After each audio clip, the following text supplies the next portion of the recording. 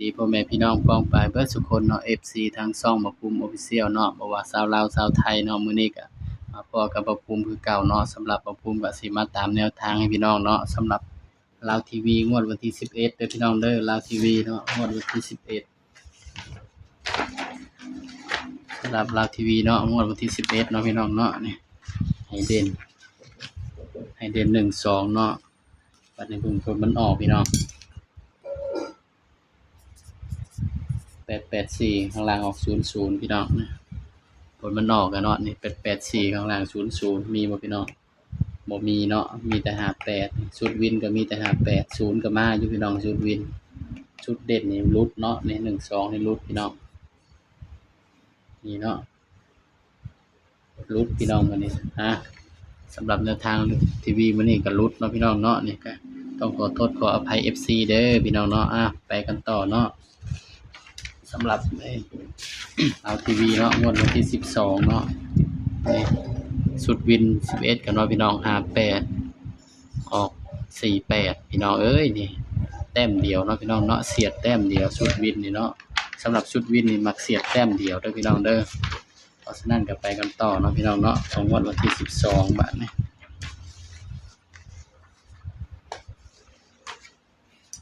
สำหรับแนวทางหวยลาวทีวีเนาะพี่น้อง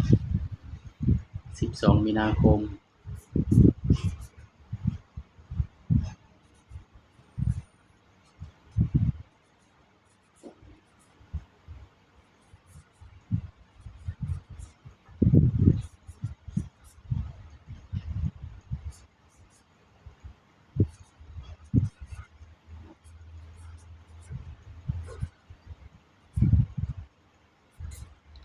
สำหรับหวยลาวทีวีเด้อพี่น้องเด้อบนล่างคือเก่าเนาะพี่น้องเนาะ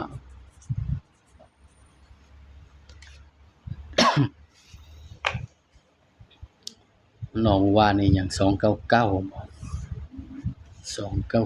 ถ้าบ่ภูมิเอาสูตรเด่น3ตัวมันก็มาอยู่พี่น้อง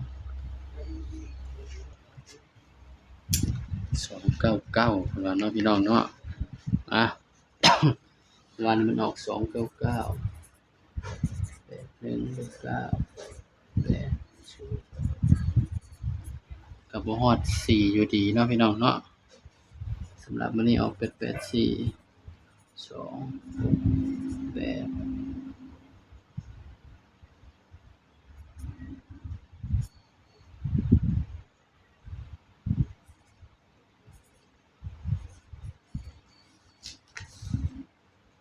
มาเบิ่งนำกันเนาะบ่ภูมิสิให้เด่นตัวใดพี่น้อง20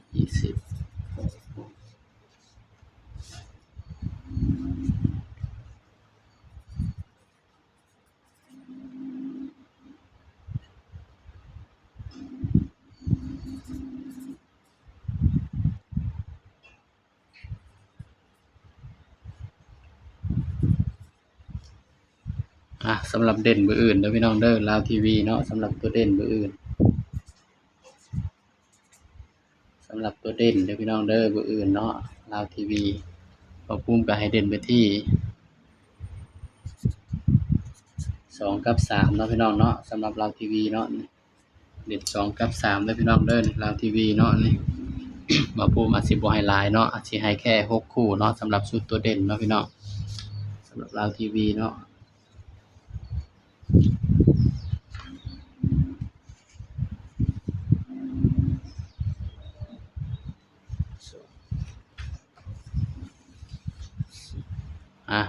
เบิ่งชุด3ตัวนำกันพี่น้องบาด842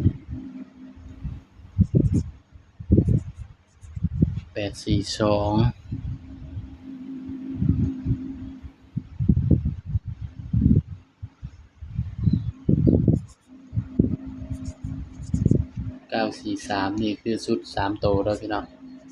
สำหรับแนวทางลาวทีวีเนาะนี่ย้ำว่าตัวเลขก็เป็นเพียงแนวทางเด้อพี่น้องเด้อนี่มาเบิ่งบัดนี้เนาะบ่ภูมิสิจับคู่ให้บาดนะตัวเลขก็เป็นเพียงแนวทางเด้อพี่น้อง28 38 28 38 23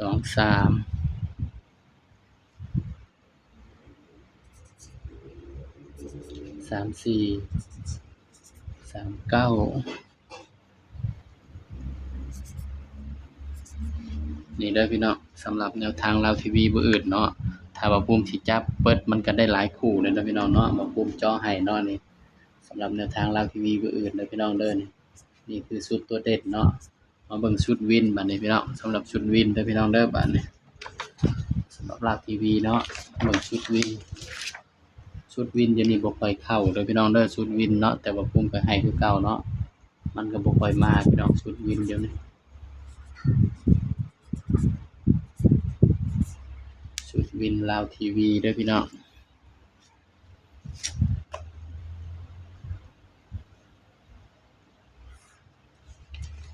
ชุดวินเป็ด84 16 20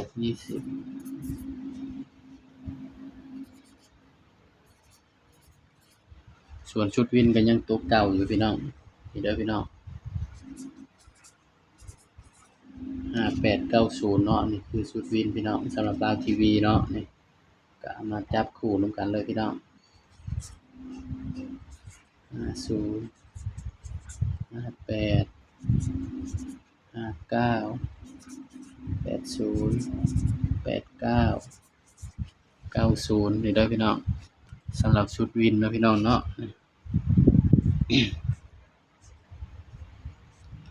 ตัวเลขก็เด่นทุกคู่เนาะพี่น้องเนาะนี่บ่ภูมิก็ให้เพื่อเป็นแนวทางเด้อพี่น้องเด้อสำหรับชุดวินเนาะเอามาตัดชุด3ตัวบัดนี้พี่น้อง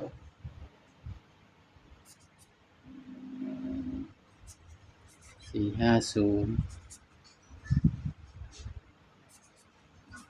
458 459นี่คือชุด3ตัวเด้อพี่น้องเด้อนี่450 458 459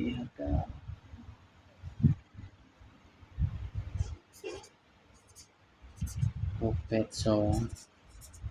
820นี่คือชุด3ตัวเนาะพี่น้องเนาะนี่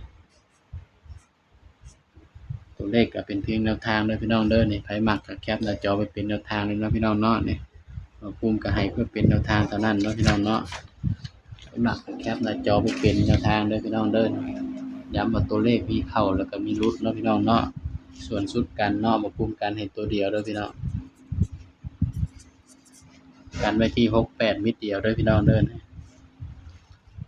ถ้ามันออก20ก็อย่าว่าบ่ภูมิเด้อพี่น้องเนาะสำหรับคลิปนี้เนาะบ่ภูมิก็ฝากไว้เพียงส่ำนี้เนาะพี่น้องเนาะอย่าลืมกดไลค์กดแชร์กดติดตามบ่ภูมิ Official เด้อพี่น้องเด้อ